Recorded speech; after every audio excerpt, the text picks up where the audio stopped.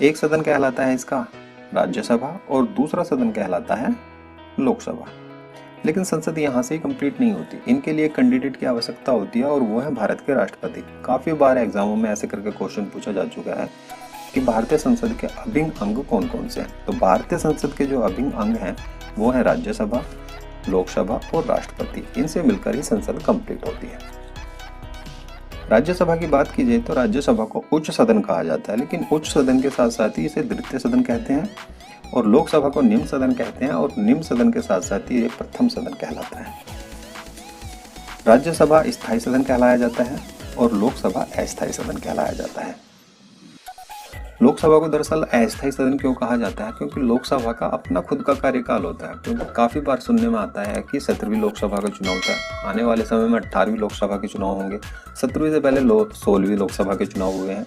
तो लोकसभा का अपना खुद का कार्यकाल होता है, वो होता है 5 वर्ष का। लेकिन 5 वर्ष से पहले भी इसे भंग किया जा सकता है किसी असामान्य स्थिति में। यदि मंत्रिपरिषद के किसी मंत्री के प्रति अविश्वास प्रस्ताव आ जाता है तो भी लोकसभा को भंग किया जा सकता है। यदि प्रधानमंत्री अपनी मंत्रिपरिषद के साथ खुद रिजाइन दे दे तब भी लोकसभा को भंग किया जा सकता है 5 वर्ष से पहले। और यदि राष्ट्रपति को ऐसा लगे कि मंत्रिपरिषद सही से कार्य नहीं कर रही है तो राष्ट्रपति इसको भंग कर सकता है 5 वर्ष से पहले। लेकिन राज्यसभा के साथ ऐसी कोई कंडीशन नहीं होती। इसके जो सदस्यों का कार्यकाल होता है वो 6 वर्ष का होता है और वो अपने कार्यकाल को कंप्लीट करते हैं।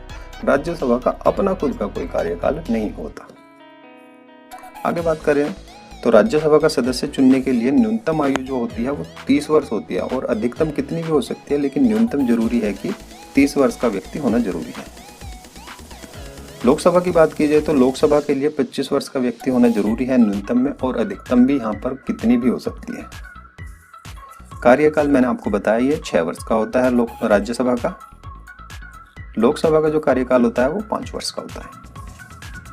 चुनाव की बात की जाए तो अप्रत्यक्ष रूप से चुनाव होता है राज्यसभा के सदस्यों का, और अप्रत्यक्ष रूप से यानी जनता सीधे वोट नहीं करती, जनता की वोट किसी और के थ्रू डाली जाती है, और वो डाली जाती है विधानसभा के सदस्यों द्वारा। जो निर्वाचित सदस्य होते हैं उनके द्वारा लोकसभा के सदस्यों के लिए वोट की जाती है। और यहाँ पर जो प्रणाली यूज की जाती है वो अनुपातिक प्रतिनिधित्व प्रणाली या एकल संक्रमणीय मत पद्धति का इस्तेमाल किया जाता है। दरअसल ये पद्धति होती क्या है, एकल संक्रमणीय पद्धति यदि एक कैंडिडेट खड़ा है तो सिंपली एक के लिए वोट कर देते हैं, लेकिन एक से अधिक कैंडिडेट यदि खड़े होते हैं तो वहाँ पर वरीयता के हिसाब से वोट डाली जाती है कि पहली पसंद कौन है, दूसरी पसंद कौन है और तीसरी पसंद कौन है। और अनुपातिक प्रतिनिधित्व होता है कि राज्यों से जितने भी सदस्य जाते हैं उनकी वोट इक्वल करने के लिए उनका मत जो है वो समान रहे। किसी राज्य की जनसंख्या कम है और किसी की ज़्यादा है तो समान मत रहे, उसलिए अनुपातिक प्रतिनिधित्व प्रणाली अपनाई जाती है। लोकसभा की बात की जाए तो लोकसभा का जो चुनाव होता है वो जनता द्वारा प्रत्यक्ष रूप से होता है। जनता सिंपली वोट करने जाती है लोकसभा के सदस्यों के लिए। राज्यसभा की बात की जाए तो राज्यसभा राज्यों का प्रतिनिधित्व करती है, और वहीं लोकसभा राष्ट्र की जनता का प्रतिनिधित्व करती है। राज्यसभा के 1/3 सदस्य प्रत्येक 2 वर्ष बाद सेवानिवृत्त हो जाते हैं, यानी रिटायरमेंट ले लेते। ये शेड्यूल एक ऐसा तैयार किया गया है कि इसके जो कुल कैंडिडेट होते हैं उसका 33% हर 2 वर्ष बाद रिटायरमेंट ले लेता है, या ये कहें कि 1/3 सदस्य हर 2 वर्ष बाद रिटायर हो जाते हैं।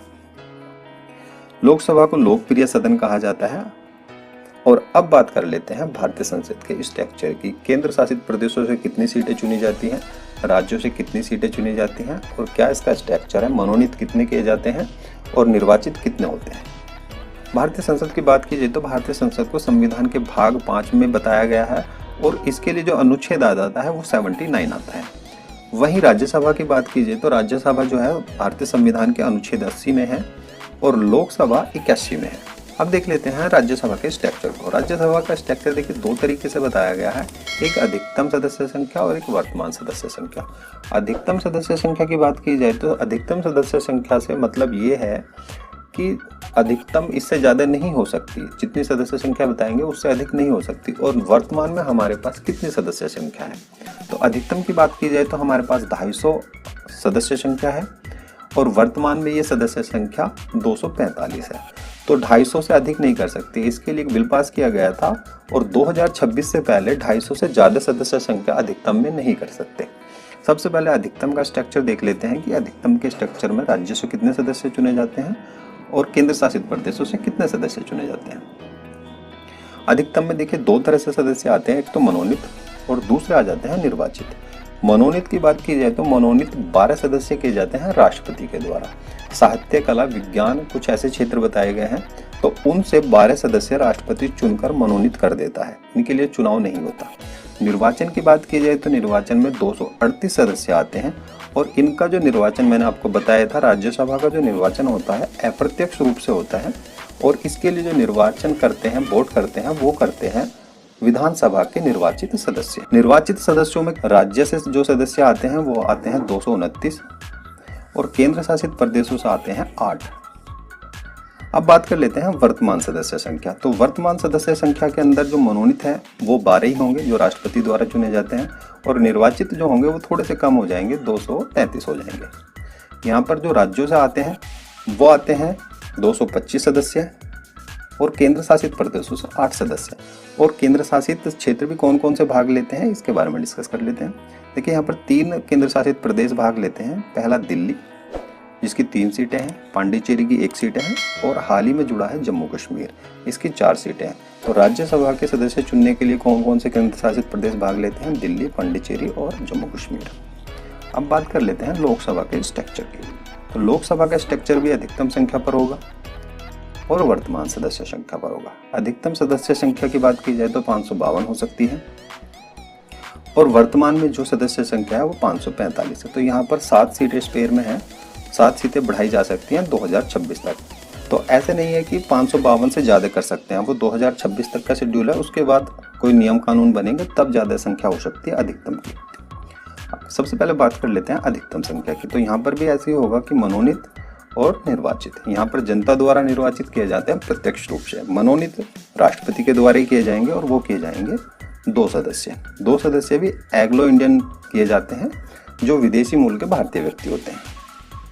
अब निर्वाचन के शेड्यूल में देख लेते हैं। निर्वाचन का जो शेड्यूल है 550 का है और इसमें राज्यों से जो आते हैं वो 530 सदस्य चुने जाते हैं और केंद्र शासित प्रदेशों से 20 सदस्य चुने जाते हैं।